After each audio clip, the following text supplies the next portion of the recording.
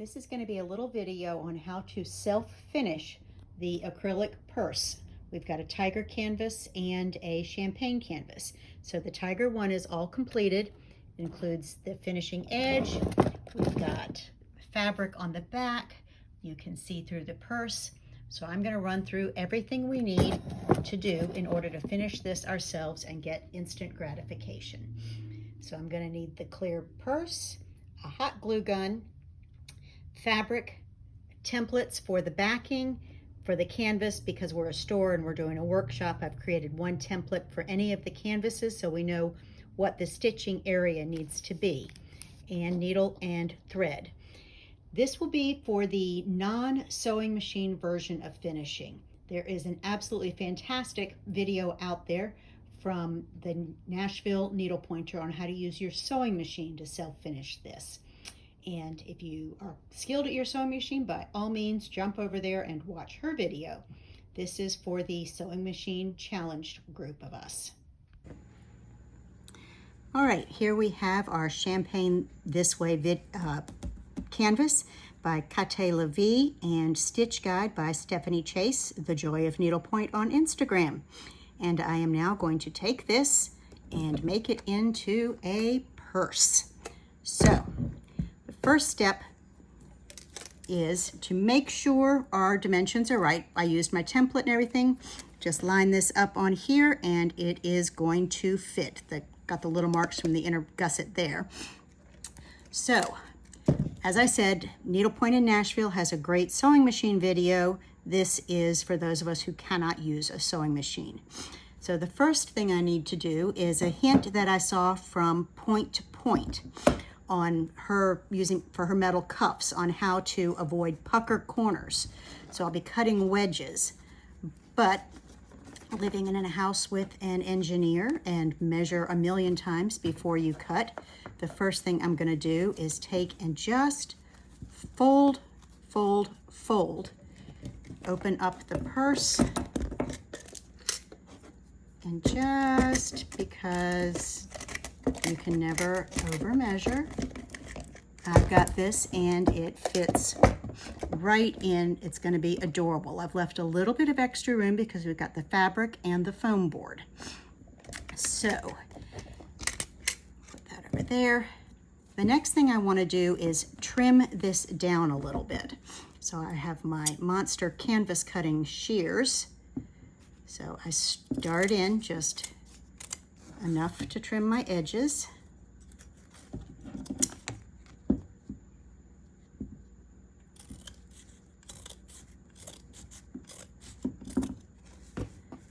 Cut, cut, cut, cut, cut. Feels a little bit like wrapping Christmas presents. So that's garbage. Now, when you fold, I fold the edges over like this, fold my edges like this. If you do that all the way around, you have fatter corners than you do the insides. So to make less bulk here, I'm gonna get the little scissors and cut out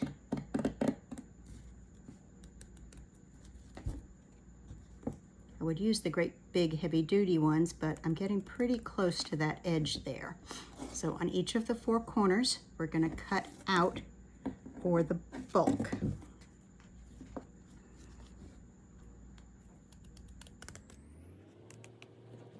Just be a little careful.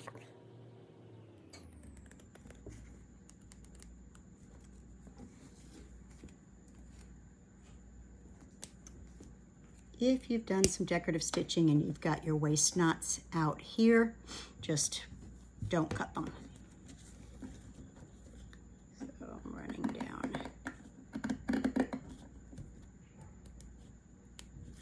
there.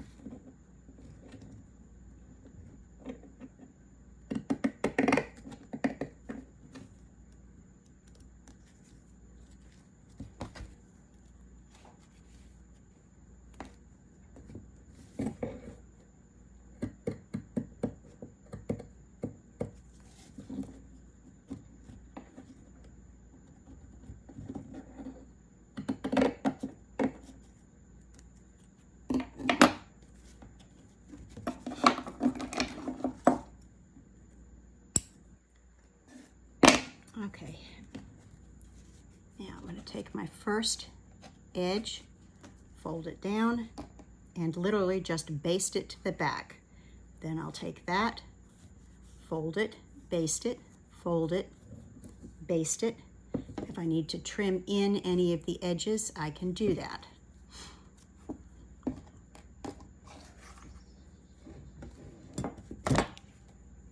Just basic needle and good sturdy thread.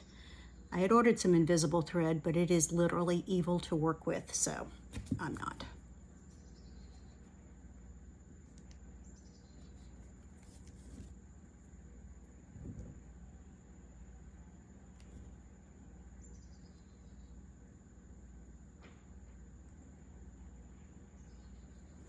Does not have to be neat.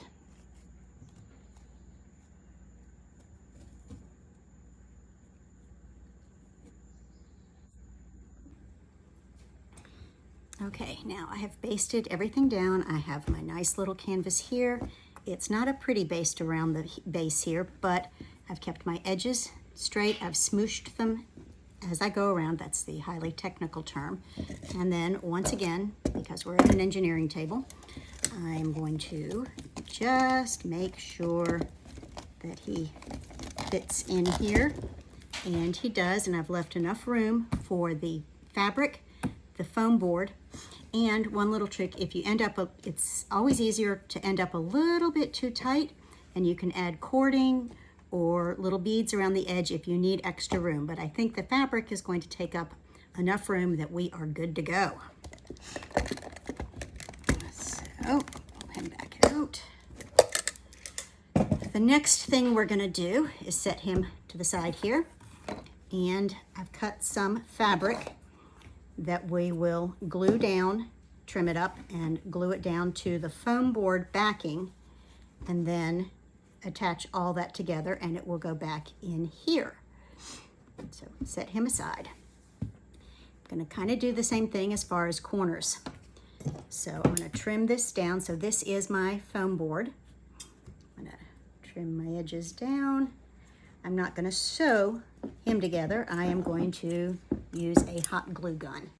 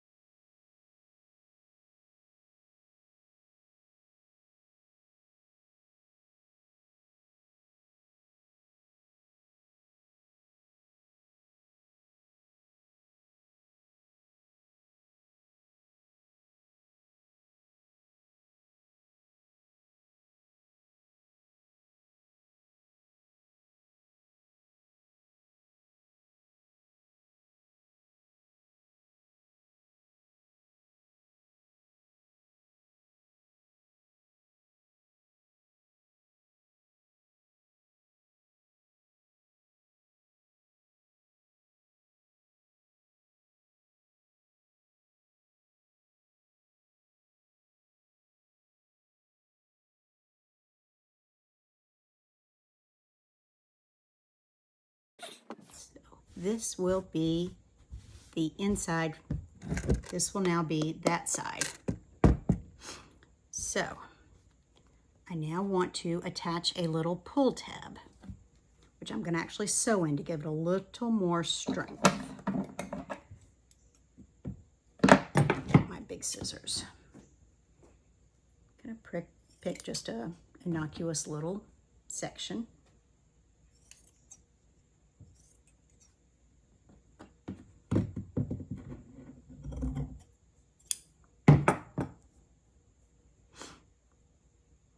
It's going to fit up like that. So I will glue him on the back just for extra security, but I'm also going to stitch him down.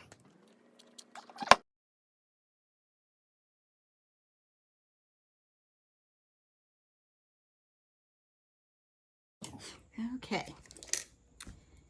I'll let this dry a little bit, but what I'm going to also do is just make sure he fits in here. It's getting to be a little bit tighter squeeze now, but that fits in.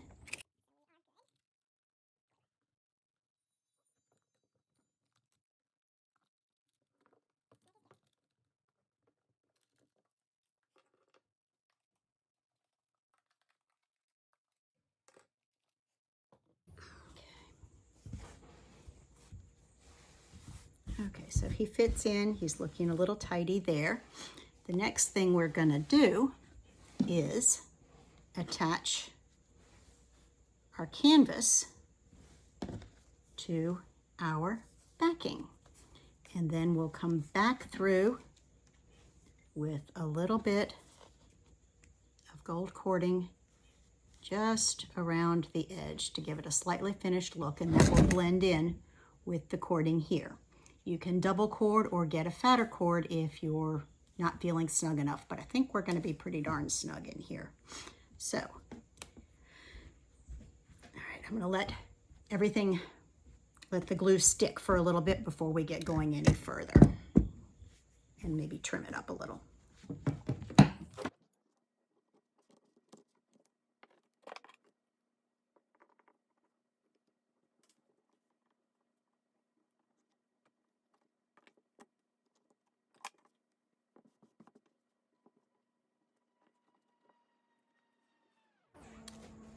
Okay, I am going to start basting in the top corners because that's what you see the most of.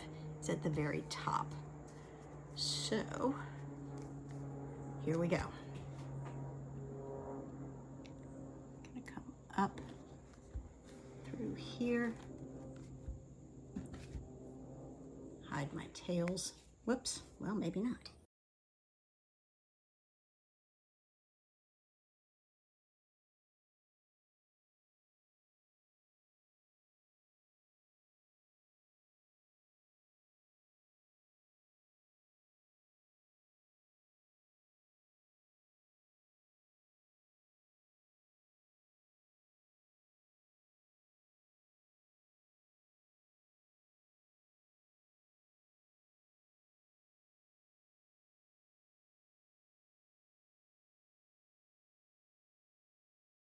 Take your time with this, it's a little tedious. But I'm coming back in through that folded edge.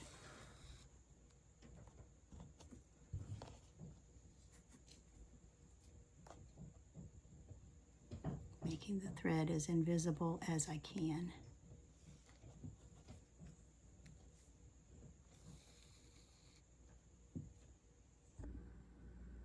Okay, I finished basting all the way around. I will say that a fluffy, flannelly type background is a little more tortured to work with than the other one, but it's done. It's not ornament inspection, but let's test it in the purse. It fits in nice and snug. And there we go. The next decision is, do I want to add a little bit of cording trim on the edge or not? So if I open it back up, how tight is it to pull out? It's kind of a tight fit, so the little bubbles will probably be too thick to put around the edges, and I think they'd grab here. So I think I might see how a little bit of cording looks. Okay, I've been playing with the cording and it's messy. I have covered the table with all those little strings that come from the hot glue gun. But I am just about an inch at a time laying down this little cording around the edge. And then scooting it in place and letting it set.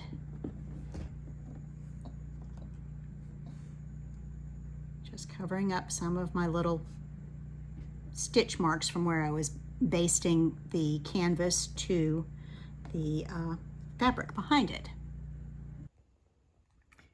All right, I played with the cording, attached it all the way around. The little champagne purse is in, it's complete. The cording, I need to take a little safety pin and just push the edges in, setting it into the purse. Makes it a little wonky, so I can just scoot that cording straight around. But on the sides, it works. Got nice little thick padding in there. Doesn't move at all, locked in. From the back, it's tidy with whatever you put in your purse, be it sunglasses, keys, whatever else.